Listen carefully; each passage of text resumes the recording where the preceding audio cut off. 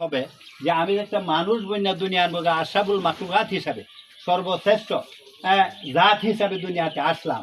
আমার কি কোনো কাজ নাই?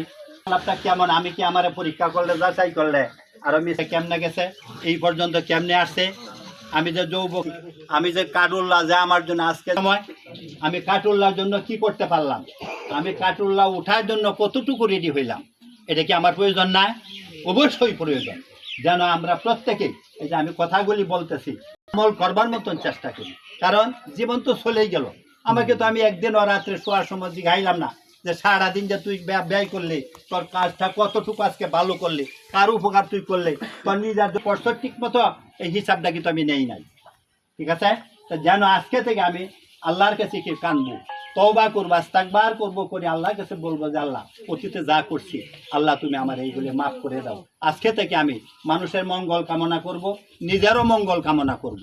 আমি যে দোকানদারি করি এটা কিন্তু আমার একলার না, 10-এর জন্য করি। আমি যে নামাজ পড়বো, আমি যে ভালো একটা উপদেশ দেব, ভালো কথা বলবো, এটা কিন্তু আমার একলা, এটা কোনো বন্ধ নাই। বুঝলেন কথা? আমরা যেন আজকে থেকেই আল্লাহর কাছে তওবা করি, করিয়া যেন শুদ্ধ হইবার চেষ্টা করি, এবং সামনের দিনটি যেন আল্লাহ পাক আমাদেরকে সুন্দর করে এবং নেক হায়াত আমাদের সকলকে দান করে। আল্লাহ তুমি আমাদের সকলকে কবুল করো, সকল বলে আমিন।